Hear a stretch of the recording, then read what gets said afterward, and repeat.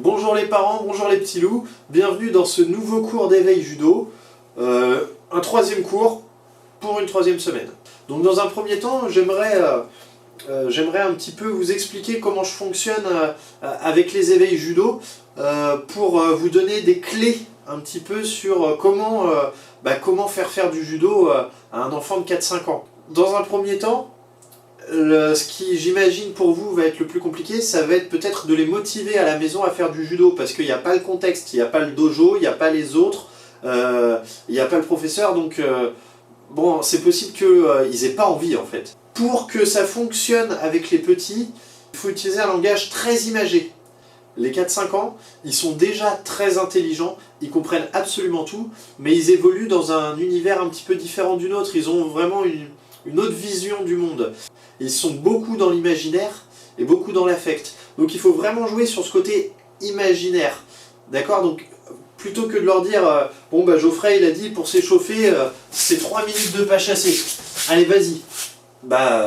C'est pas très vendeur quoi, à 4 ans ça va être compliqué. Donc faut pas hésiter à leur raconter des histoires, à utiliser un langage très imagé, très enfantin tout simplement. Hein. C'est pour ça que les déplacements, on leur donne des noms d'animaux. C'est pour ça que quand on va donner des consignes pour un exercice, il faut un petit peu enjoliver le truc, un petit peu broder, il faut inventer une histoire. C'est vrai qu'avec vous, je ne l'ai pas fait beaucoup, parce que je m'adresse aux parents, je ne m'adresse pas aux enfants. Donc si je commence à vous raconter des histoires et tout, vous allez avoir l'impression que je vous parle comme si vous aviez 4 ans. Mais justement, c'est ce qu'il faut faire avec vos petits judokas. Il faut leur parler comme s'ils avaient 4 ans, parce qu'ils ont 4 ou 5 ans.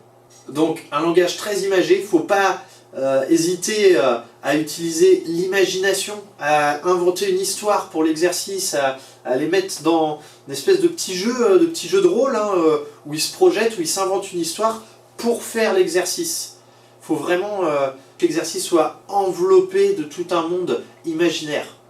Ensuite, alors ça c'est mon approche de l'éveil judo, je sais qu'il y a des professeurs qui font différemment, c'est leur cours, ils font ce qu'ils veulent, mais pour moi l'éveil judo, c'est pas du judo, on va pas apprendre de technique, on va pas faire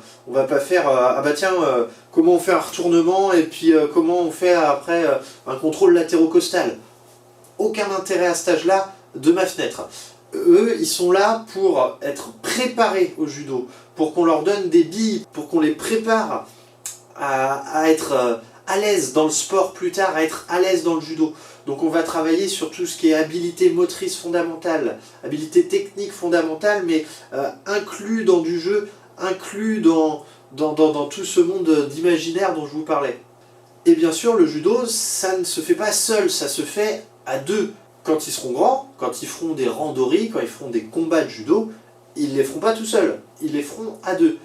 Mais pour ça, il faut prendre conscience de soi, prendre conscience de l'autre, et s'habituer à travailler à deux, parce que ça, c'est pas forcément inné. Donc à l'éveil judo, on fait beaucoup de choses à deux, mais dans 95% des cas, et surtout au début, on est dans de la coopération. C'est-à-dire que c'est pas de l'opposition, on n'est pas là pour être confronté à l'autre, en tout cas pas dans un premier temps, mais vraiment pour apprendre que l'autre existe, que l'autre ressent, que l'autre il se comporte comme ça quand j'agis comme ça, prendre conscience de l'autre et s'habituer à travailler avec l'autre, à faire des choses avec lui. Donc le cours d'aujourd'hui, il va être un petit peu porté là-dessus, on va faire des choses à deux. Avec vous évidemment, ou avec un grand frère, une grande sœur, un petit frère, une petite sœur, peu importe.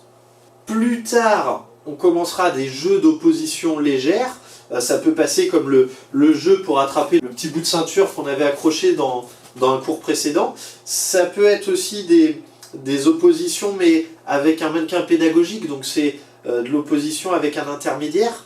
On n'affronte pas quelqu'un directement, hein, on travaille sur quelque chose d'autre.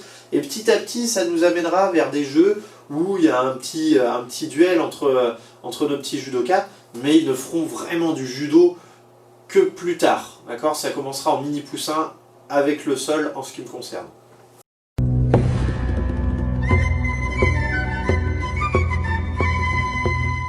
Je vous le disais, aujourd'hui on va travailler la coopération.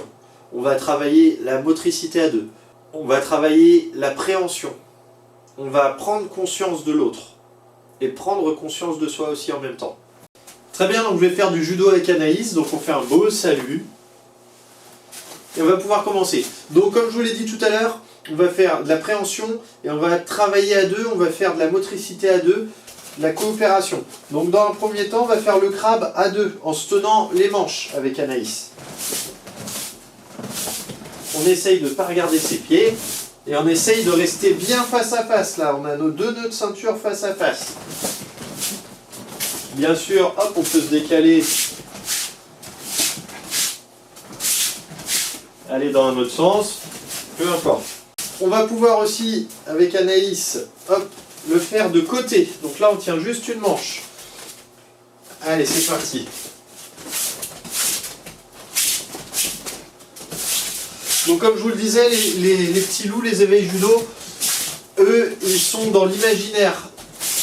Leur monde, leur façon de voir le monde passe par l'imagination, passe par l'imaginaire. Donc plutôt que de leur dire on s'attrape par la manche et puis on fait des pas chassés, bah, n'hésitez pas à inventer une histoire avec le crabe et puis qu'il y a un crabe qui est perdu, l'autre qui lui donne la main pour qui vient l'attraper pour l'emmener quelque part, pour l'aider à retrouver son chemin. C'est à vous de réussir à broder pour inventer une petite histoire qui va faire que eux ils vont se projeter dans l'exercice et vont pouvoir faire quelque chose. Après on peut varier, par exemple on vient ici,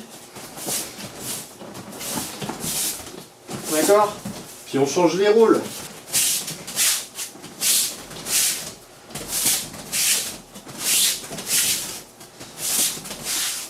Un petit peu plus tard, pour ceux qui sont déjà en deuxième année d'éveil, ou si vous voyez que votre judoka est à l'aise, on peut attraper ce qu'on appelle le kumikata. Donc kumikata, c'est pas la veste. En général, ils ont un petit peu de mal à faire la différence. Le kumikata, c'est la façon de tenir cette veste. Donc là, il y a une couture, là je viens grignoter toute la manche en attrapant la couture. Donc moi c'est pareil, je leur dis toujours qu'il y a un petit monstre mangeur de kimono là, puis miam miam miam, il vient tout manger. Et ici, je viens attraper le revers avec principalement ces trois derniers doigts au niveau de la clavicule. On est bien de face, on met pied droit devant, et là on peut se déplacer pareil. D'accord ? Ça c'est l'étape supérieure.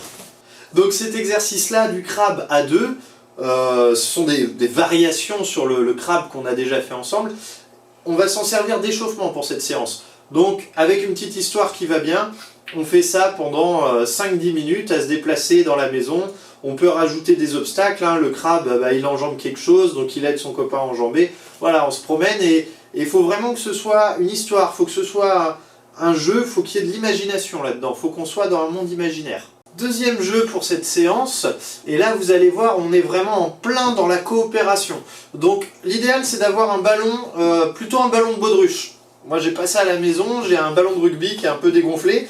C'est important, faut pas que le ballon il soit trop dur, faut pas qu'il éclate, faut pas qu'il parte dans tous les sens, parce qu'on va venir avec Anaïs essayer de le déplacer de cette façon. Donc Anaïs elle l'appuie avec son ventre et moi avec mon dos, d'accord?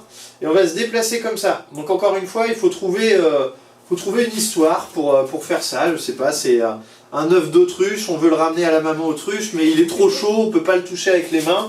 Donc voilà, on le bloque comme ça. Puis c'est parti, on l'emmène tous les deux. Donc c'est plutôt moi le moteur et Anaïs elle doit me suivre. Donc voilà, on se déplace à deux. Il faut pas que le ballon il tombe, il faut pas casser l'œuf. Et voilà, et là vous pouvez donc vous inventer toute une épopée, faire un parcours dans la maison, c'est pareil, il faut enjamber des trucs, faut passer sur le côté parce que, je sais pas, il y a un obstacle, faut inventer quelque chose, d'accord? Et on se déplace comme ça pour ramener l'œuf d'autruche à sa maman. Et évidemment, après, on inversera les rôles. Donc je vous laisse vraiment prendre le temps de construire une histoire avec ça. Je ne l'ai pas assez dit dans les vidéos précédentes, et j'ai réfléchi à ça, et c'est vrai que sur les cours de judo, moi je prends le temps pour les petits loups de les projeter dans ce monde imaginaire, dans ce monde du jeu. Et vous allez avoir du mal à les motiver si vous présentez ça autrement. Si vous présentez ça comme un exercice de judo, c'est du travail, c'est un exercice, c'est des pas chassés, c'est de la motricité. Ça, les petits, ça leur passe complètement au-dessus de la tête. Alors avec Anaïs, on va faire un jeu qui s'appelle le jeu du sculpteur. Le jeu du sculpteur, donc les petits loups, ils savent ce que c'est, on l'a déjà fait. Il va y avoir un sculpteur et une statue. Donc une statue, est-ce que ça bouge? Non. Une statue, est-ce que ça parle? Non. Et le sculpteur, lui, son rôle, c'est de fabriquer des statues. C'est de faire des formes avec les statues, de les mettre dans la position que lui, il veut. Donc il va falloir que moi, je fabrique une statue avec Anaïs sans lui parler. Et elle doit pas me parler, elle doit se laisser faire, elle doit pas bouger. Donc je fais ce que je veux. Hein. Je peux faire n'importe quelle articulation. Je peux voilà, la faire s'ouvrir. Je fabrique ma statue comme je le souhaite. Évidemment, la statue, je la mets pas sur un pied, parce que sinon elle va tomber, elle va se casser. Par contre, je peux lui faire comprendre que, voilà, faut avancer le pied. D'accord? Voilà. Je fais ma statue. Quand j'ai fini, je regarde si elle est bien. Je prends une photo, tac, et puis j'en fais une autre. Et après, on échange. Donc là, encore une fois, on apprend à travailler à deux. On prend conscience de l'autre. Et on prend aussi conscience de son corps. On échange, Anaïs? Non, c'est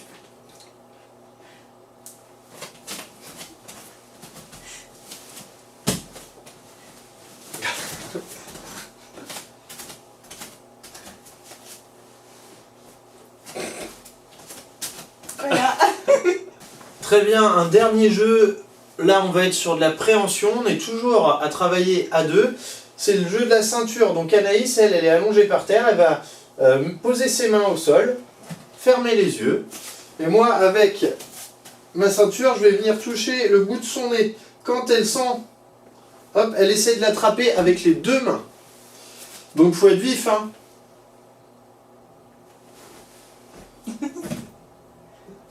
Donc ça, c'est des jeux que j'utilise pour les retours au calme. Parce que évidemment, on a les yeux fermés, on est allongé par terre. Comme c'est pas à nous, on attend son tour dans le silence. Bien, Anaïs. Donc c'est des jeux qui permettent de retrouver son calme. C'est des jeux qui permettent après de retourner avec papa et maman le moins énervé possible après s'être bien défoulé au judo. Mais vous voyez, ça fait bosser un petit peu, voilà, les réflexes, la concentration, la préhension. Et ça les amuse beaucoup en général. Ça t'amuse, Anaïs? Merci à vous d'avoir regardé cette vidéo. Merci Anaïs pour ton aide. J'espère que avec les petites clés que je vous ai données sur l'approche à avoir pour motiver les éveils judo, j'espère que vous allez pouvoir non seulement motiver vos petits loups, mais en plus faire en sorte qu'ils passent un bon moment, qu'ils s'amusent en faisant judo. Je vous dis à la prochaine. On continue l'entraînement et on garde le contact.